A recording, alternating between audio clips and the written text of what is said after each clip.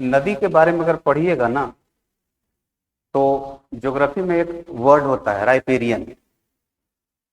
Geography में एक word होता है राइपेरियन। राइपेरियन एक वर्ड होता है। जहां से नदी निकलती है ना उसको अपर राइपेरियन बोला जाता है, और जिस छोर में वो जाती है उसको लोअर राइपेरियन बोला जाता है। ये टेक्निकल वर्ड है, हर जगह देखिएगा ये इस्तेमाल होगा। तो अपर राइपेरियन से लोअर राइपेरियन की ओर देखिएगा पानी का बहाव होता है।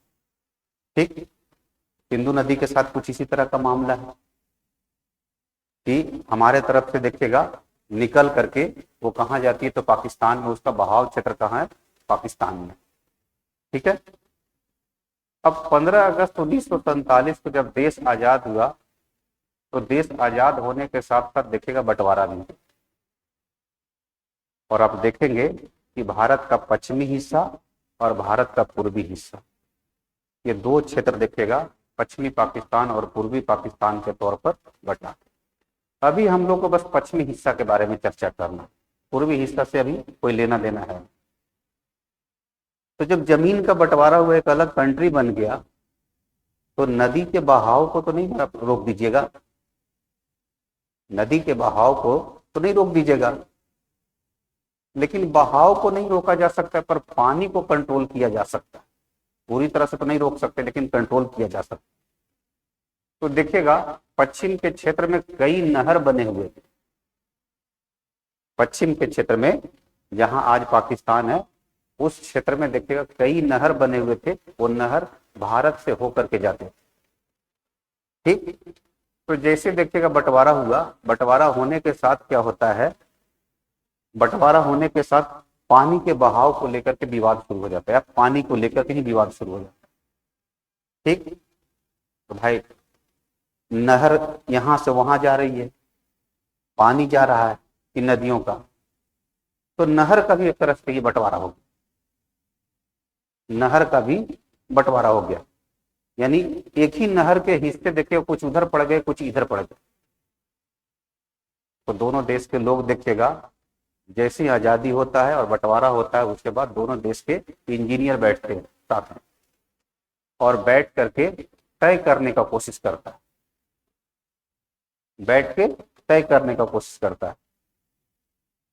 तो देखिएगा तय करने का कोशिश करता है, उसमें एक डेट रखा गया, डेट रखा गया जाकर के आपको 31 मार्च 1948,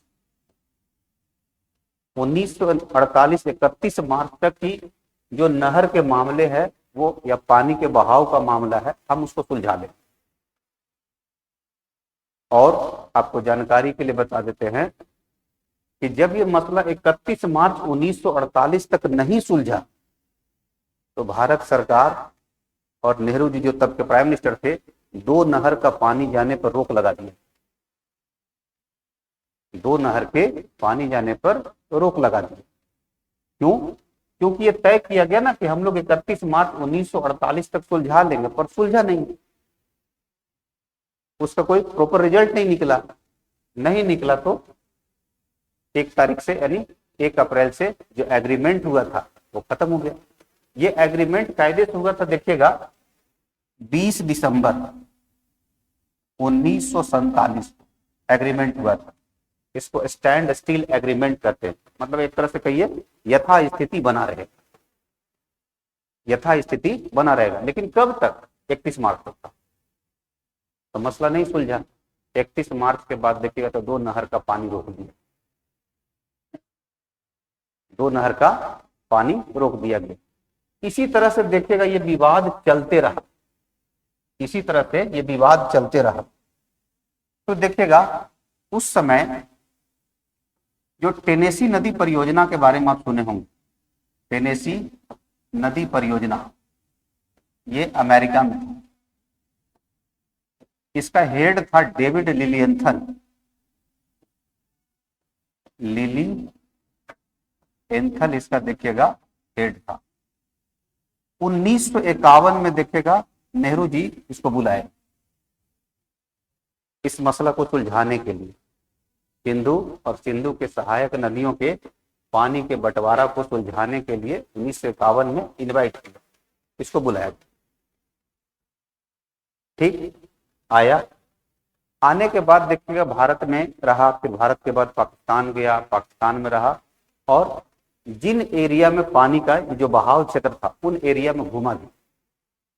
घूमने के बाद एक बड़ा सा नोट लिखा, बड़ा सा नोट लिखा, और जो नोट लिखा उस समय के तात्कालिक जो देखिएगा वर्ल्ड बैंक का जो प्रमुख था डेविड ब्लैक नाम का शख्स था, डेविड ब्लैक।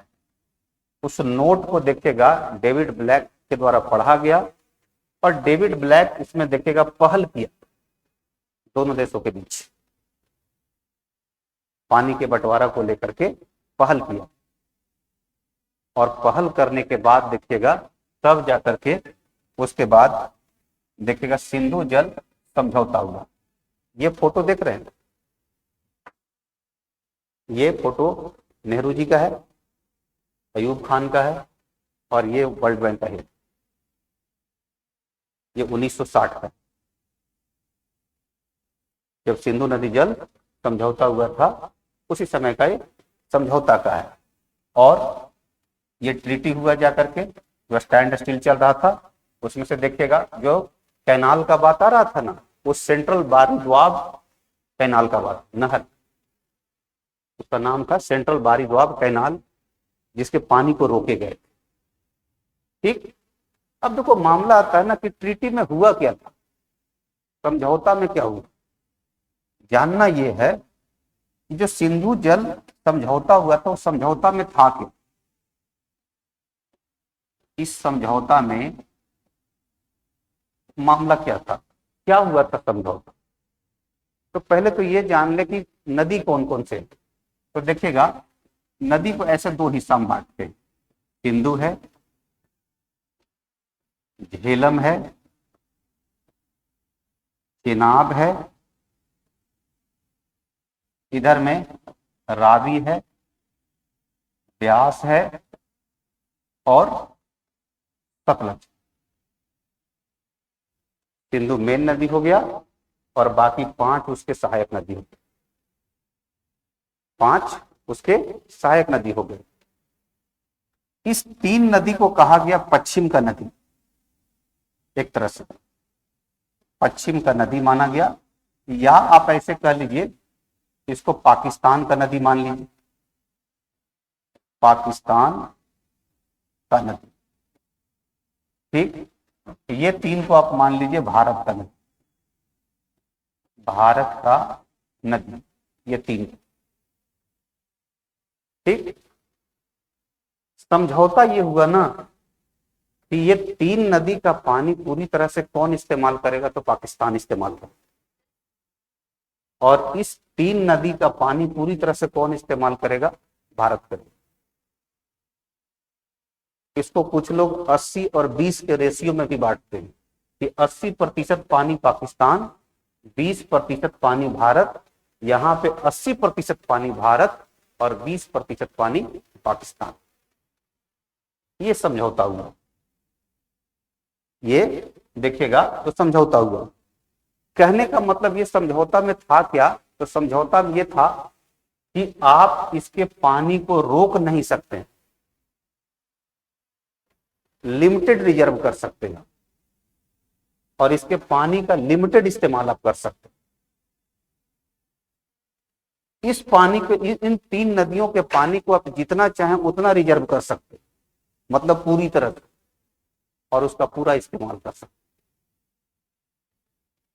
बेसिक सा इस्तेमाल कर सकते हैं, लेकिन आप बड़े पैमाना पर रिजर्व नहीं कर सकते, रोक नहीं सकते, डाइवर्ट नहीं कर सकते। ध्यान रखना 2 बात, न रिजर्वायर बना सकते हैं बड़े पैमाने पे कि रोक दे, और न इसको डाइवर्ट कर सकते। इसमें आप दोनों काम कर सकते, बड़ा रिजर्वायर बनाइए, डैम बनाइए, इसके पानी को रोक सकते हैं, डाइवर्ट कर सकते हैं, सब कुछ कर सकते हैं। अब मामला क्या है, इसका मतलब 3 नदी का पूरा पानी क्या पाकिस्तान इस्तेमाल करता है? नहीं, इसमें एक क्लॉज और लगाया गया, एक शब्द होता है run of water. Run of water का मतलब ये हुआ ना कि आप रन ऑफ वाटर का इस्तेमाल कर सकते हैं, वाटर के फ्लो है ना, उस फ्लो का इस्तेमाल कर सकते हैं, लेकिन वो पानी दूसरे जगह नहीं जाना चाहिए, उसका इस्तेमाल करके वो पानी उसी नदी में चल जाना चाहिए। मतलब आप इन पे डैम बना सकते हैं, लेकिन डैम से पानी को डाइवर्ट नहीं कर सकते, उसी नदी में फिर पानी चल जाना चाहिए। रन ऑफ वाटर यानी कि पानी के फ्लो को आप बहुत ज्यादा मतलब पानी के फ्लो को आप कम और अधिक नहीं कर सकते हैं, एक तरह से ऐसे समझ लीजिए, यानी उसको रोक नहीं सकते। आप डैम बनाइए, बिजली का उत्पादन करिए और पानी को उसी में छोड़। आ रहा है बात समझ में? ये मामला है, ये था आपको जाकर के देखिएगा समझौता। अब अभी क्या हुआ, पहलगांव में हमला हुआ। पहलगांव में हमला होने के बाद देखिएगा भारत सरकार एक्शन लिया। उस एक्शन में देखिएगा जो सिंधु जल समझौता है उसको क्या किया है, सस्पेंड किया। देखो ये ट्रीटी खत्म नहीं हो सकता है, खत्म दोनों के सहमति से होगा, खत्म दोनों के सहमति से होगा, अकेले कोई खत्म नहीं कर सकता। इस संधि में लिखा हुआ है, एक देश कोई चाहे तो इसको खत्म कर दे, ऐसा नहीं हो सकता। दोनों सहमति से संधि कर, सहमति से इसको खत्म कर सकते। तो पाकिस्तान तो कभी सहमत नहीं होगा, क्योंकि उसका लाइफ लाइन है, वो कभी सहमत नहीं होगा। वो क्यों? क्योंकि उसके लिए लाइफ लाइन है। ठीक, हाँ, सस्पेंड कर सकते हैं। भारत सरकार ने सस्पेंड कर दिया। भारत सरकार क्या कर दिया, सस्पेंड कर दिया तत्काल। ठीक, सस्पेंड करने से क्या प्रभाव पड़ा, तो देखो जब समझौता हुआ था ना, समझौता में कुछ बातें और थी, समझौता में कुछ बातें और थी। क्या? एक बात था सिंधु जल आयोग बनाने का, जल आयोग, हाँ नहीं है। जल आयोग में क्या है, दोनों देश से देखिएगा तो एक एक कमिश्नर होगा, अधिकारी होता है। दोनों देश के एक एक अधिकारी होता है, दोनों देश में। इनका काम क्या है, इनका काम है कि अगर मान लो कि एक देश अगर उस पर कुछ कार्य कर रहा है और दूसरे देश को क्लेम है, तो दूसरा देश जो क्लेम किया है पहला देश को जवाब देना है, और जवाब देने के लिए क्या होगा, दोनों देश के एक अधिकारी हैं, दोनों मिल बैठ करके बात करके इसको सुलझाएंगे। दोनों बैठ करके क्या करेगा, इसको सुलझाएगा। अरे बात समझ में? तो ये मामला है कि दोनों बैठ करके इसको सुलझाएंगे, इसलिए एक एक अधिकारी का बात किया गया और समय समय पे मिलते रहते। सामान्यतः ये देखा गया है ना, हमेशा पाकिस्तान को ही आपत्ति होता है,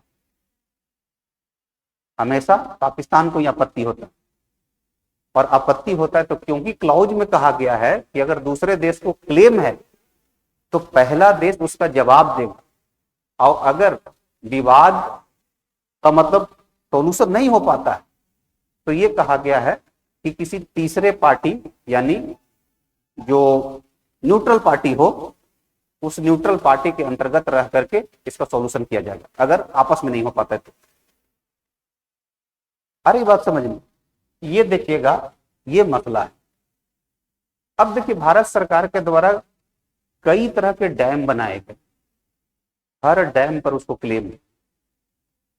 भारत सरकार ने चेनाब का पानी, झेलम का पानी या सिंधु के पानी को मोड़ा नहीं है। और रहा जहां तक बात रहा रावी, ब्यास, सतलुज, तो रावी, ब्यास और सतलुज पर हमारा पूरा अधिकार है, तो कोई दिक्कत ही नहीं है। लेकिन झेलम, चेनाब और सिंधु, तो झेलम और चेनाब पर हमारा देखिए कई डैम के कार्यक्रम चल रहे, जैसे एक किशनगंगा प्रोजेक्ट है, उसके बाद सलाल है, दुलहस्ती है, ऐसे कई प्रोजेक्ट चल रहे हैं। उसको लेकर के हमेशा क्लेम रहता है, उसके हाइट को लेकर के, कंस्ट्रक्शन को लेकर के, कि हाइट ज्यादा होगा तो पानी ज्यादा रुका। ठीक, ये चीजें लंबे समय से चल रही। अब अभी तो सस्पेंड कर दिया गया, अब देखो एक बात ये चल रहा है ना कि पाकिस्तान के में जाने वाली पानी उसको पूरी तरह से रोक देंगे, पूरी तरह से संभव नहीं है रोकना, पूरी तरह से रोकना संभव नहीं है, ये बेकार की बात है। हो क्या सकता है, तो देखिए भारत क्या कर सकता है, क्या कर सकता है, ठीक, भारत क्या कर सकता है इस मामले में। तो पहले देखिए एक चीज दिमाग में रखिएगा, भारत पिछले साल देखिएगा पाकिस्तान को एक तरह से एक नोटिस भेजवाया गया कि सिंधु जल समझौता को हम फिर से निगोशिएट करना चाहते हैं, और उसके वाजिब कारण बताया भारत सरकार के द्वारा। बात भी सही है, 1960 का समझौता है, तब ठीक था, इसके पहले तक भी ठीक था, लेकिन अब वो समय आ गया जहां पर उसको निगोशिएट करने का जरूरत। कैसे निगोशिएट, किस आधार पर करना है, तो निगोशिएट इस आधार पर किया जाना है कि भारत सरकार का क्लेम है कि देखिए 1960 के बाद हमारी आबादी में बहुत ज्यादा विस्तार हुआ, हमारी आबादी में बहुत ज्यादा, आप खुद अंदाजा लगा सकते हैं तो 1960 में क्या आबादी था भारत का और आज की आबादी, दोनों में बहुत फर्क है, कहां 35 से 40 करोड़ और कहां आज 140 करोड़। तो हमारा नीड भी बढ़ा है, ठीक, अब नीड बढ़ा है तो स्वाभाविक है उस बंटवारा में भी कुछ न कुछ निगोशिएशन करना हो। दूसरा कारण दिया भारत सरकार पर्यावरण को लेकर, पर्यावरण को लेकर के कारण दिया है भाई, आज के डेट में पर्यावरण एक अहम इशू हो गया है, इसलिए देखिएगा, और पर्यावरण का एक बहुत बड़ा हिस्सा है नदी, तो फिर से बैठ के निगोशिएट करने की जरूरत। और तीसरा एक जो कारण दिया है कि दोनों चीज साथ में नहीं चल सकता, कि हम आपके साथ रियायत बरतें और आप हमारे के यहाँ इस तरह के जो जम्मू कश्मीर में घटना हुआ है उस तरह के घटना करते रहें, वो दोनों चीज नहीं चल सकता। इसलिए देखिएगा प्राइम मिनिस्टर का एक स्टेटमेंट है, प्रधानमंत्री का एक स्टेटमेंट है, आपको जाकर के देखिए कि खून पानी साथ साथ नहीं बह सकते, कि पानी और खून दोनों साथ साथ नहीं बह सकते, कि आप हमारे यहाँ खून बहाते रहिए और हम आपको एक तरफा पानी का छूट देते रहें, ये नहीं हो सकता। ये स्टेटमेंट कुछ दिन पहले का है प्रधानमंत्री का। इसलिए देखिएगा इन्होंने कहा कि 1960 वाला जो समझौता है हम उसको फिर से निगोशिएट करना चाहते हैं, मतलब बातचीत के टेबल पर आइए और उसमें कुछ और इंप्रूव करने की जरूरत, और जरूरी भी है, और जरूरी भी है। अब देखो जिस तरह से पाकिस्तान घटना कर सकता है, हम क्या कर सकते हैं, भारत क्या कर सकता है। देखो अभी क्या हुआ है, हम समझौता को सस्पेंड कर दिए हैं, खत्म नहीं किए, एकदम क्लियर है, खत्म कर भी नहीं सकते। अभी बता रहे थे कि दोनों मिल करके ही सहमति से कर सकते, लेकिन देखो जब सस्पेंड नहीं था ना, तो होता क्या था ना, हम अभी बता रहे थे कि अपर राइपेरियन से लोअर राइपेरियन की ओर पानी जाए, तो पानी का जो लेवल ऊपर नीचे होता था, हम हमेशा उस डाटा को शेयर करते थे पाकिस्तान को, डाटा को पाकिस्तान के साथ शेयर करते थे कि कब पानी का लेवल बढ़ रहा है, कब लेवल घट रहा है। उससे क्या होता था कि अगला आदमी को अलर्ट होने का मौका मिलता, अगले देश को। तो अभी क्या हो गया है, जो डाटा शेयर हो रहा था, डाटा शेयर हो रहा था वो सस्पेंड हो, और पाकिस्तान बेचारा असमंजस में है कि किस वक्त पानी का बहाव बढ़ जाएगा, किस वक्त घट जाएगा, अंदाजा नहीं। पहले क्या था, भारत सरकार उसको पहले ही आगाह कर देता था। और आप जानते हैं कि ये सारी जो नदियां हैं वो 12मासी नदी है, ये कोई वर्षा के पानी से सिर्फ उसमें पानी नहीं है, सब ग्लेशियर से आता है, सारे ग्लेशियर से आते हैं, और 12मासी नदी है, तो हमेशा पानी का स्तर ठीक ठाक रहता है, हमेशा पानी का स्तर ठीक ठाक रहता है। दूसरा हम क्या कर सकते हैं, दूसरा हम ये कर सकते हैं, देखिएगा, तो पानी के फ्लो को कम कर सकते हैं, पानी के फ्लो को कम कर सकते हैं। और पानी के फ्लो को कम कर सकते हैं, यानी कुछ पानी को रिजर्व कर सकते हैं, कुछ डाइवर्ट कर सकते हैं, लेकिन ये लॉन्ग टर्म थोड़ा प्लान है। और कम करके क्या कर सकते हैं, हमेशा अगले को एक तरह से कहीं आप असमंजस में रख सकते हैं। गर्मी के सीजन में देखिएगा धान के खेती के लिए पानी की आवश्यकता ज्यादा होता है, उस समय पानी के फ्लो को कम कर दीजिए, अगले देश के यहाँ खेती प्रॉपर नहीं हो पाएगा, अगले देश में प्रॉपर खेती नहीं हो पाएगा। और देखिएगा जब गेहूं का फसल होता है उसमें पानी के फ्लो बढ़ा दीजिए, लेकिन उसके लिए बड़े बड़े डैम्स बनाने होंगे, बड़े बड़े डैम बनाने होंगे, तब बात बने। और ये एक लॉन्ग टर्म प्लान है, ये एक लॉन्ग टर्म प्लान है। ठीक, ये मामला इस तरह से चीजें कर सकते हैं। तीसरा हम कर सकते हैं ना कि यहां से पानी को डाइवर्ट करके हम अपने जो उद्योग में इस्तेमाल कर सकते हैं। कैसे उद्योग में? ऐसे उद्योग में हम इस्तेमाल कर सकते हैं जिस उद्योग में पानी का आवश्यकता ज्यादा होता है। तो हम पश्चिम के क्षेत्र में क्या करें कि उस तरह के उद्योग को हम ज्यादा तरजीह दें। जैसे कागज उद्योग होता है, लुगदी उद्योग होता है, इसमें पानी की आवश्यकता ज्यादा पड़ता है, उन सब उद्योगों में हम कर सकते हैं। या जिन नदियों में देखिएगा वाटर का लेवल कम है या उसके फ्लो कम गया है, हम कोशिश करें कि वहां से पानी को डाइवर्ट करके उन नदियों में पानी को, उन ऊपर के 3 नदी के पानी को डाइवर्ट करें, ताकि उनमें पानी का स्तर क्या हो, बना रहे, पानी का स्तर उसमें बना रहे। यानी डाइवर्ट करके उद्योग में और अन्य नदी में इस्तेमाल कर सकते,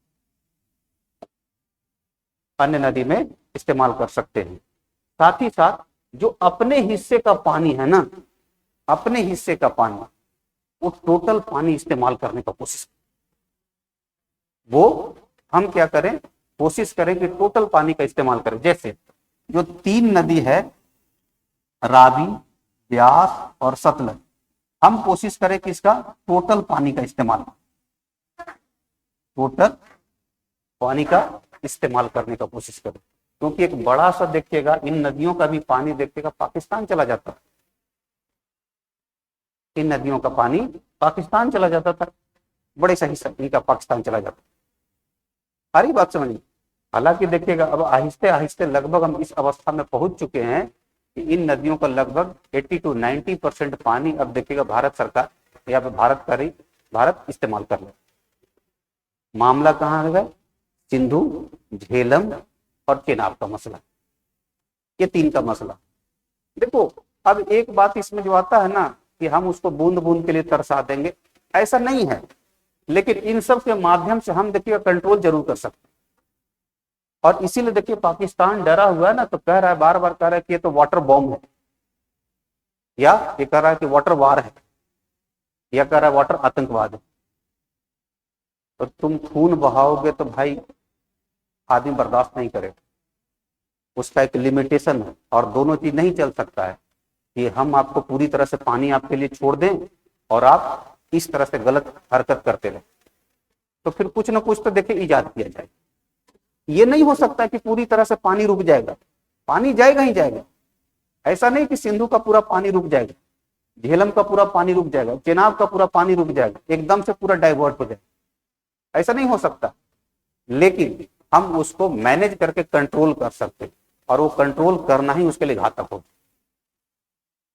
कंट्रोल करना ही उसके लिए क्या हो जाएगा, घातक हो जाएगा। कैसे घातक होगा? देखिए कुछ डाटा है उसको समझिए, घातक कैसे होगा। देखिए बिजली के सप्लाई पर प्रभाव पड़ेगा। पाकिस्तान में तरबेला और मंगला डैम है, उसमें देखिएगा पानी का स्तर गिर जाएगा, तो हाइड्रो इलेक्ट्रिक जो बिजली जनरेशन है उस पर प्रभाव पड़ेगा। और पानी, अगर देखिए पानी का संकट होता है, पानी के संकट के चलते हुए देखिएगा 2 करोड़ टन कोयला आयात करता है हर साल। अगर और संकट पैदा कर दिया जाए तो ये 2 करोड़ है वो 5 करोड़ हो जाए। समझ रहे बात को? ये देखिएगा उस पर इस तरह के देखिएगा प्रभाव है। उसके बाद देखिएगा उसके उद्योग तबाह हो सकता है, खास करके कपड़ा और चीनी उद्योग, कपड़ा और चीनी उद्योग तबाह हो सकता है पूरी तरह से। ठीक, और उसके बाद आप देखेंगे कुछ शहर के नाम है, जैसे लाहौर है, कराची है, मुल्तान है, इन सब शहरों में पानी का किल्लत हो जाएगा। सिर्फ कंट्रोल करने से किल्लत हो जाएगा, इन शहरों में पानी का किल्लत हो जाएगा इन शहरों में, क्योंकि इन्हीं नदियों का पानी का इस्तेमाल होता है इन शहरों में। ठीक, पीने का संकट पैदा हो सकता है। खेती पर देखिए कितना असर पड़ेगा, तो देखिए उसके जीडीपी पर 25% असर है, और गेहूं, चावल, गन्ना, कपास जैसे जितना फसल है वो नष्ट हो सकता है, मतलब कम हो जाएगा, सबका उत्पादन क्या हो जाएगा, कम हो जाएगा। उसके बाद देखिएगा 93% पानी इस्तेमाल करता है इन्हीं नदियों का, इसलिए सिंचाई के लिए 90% से एवं सिंचाई इन नदियों के पानी से होता है।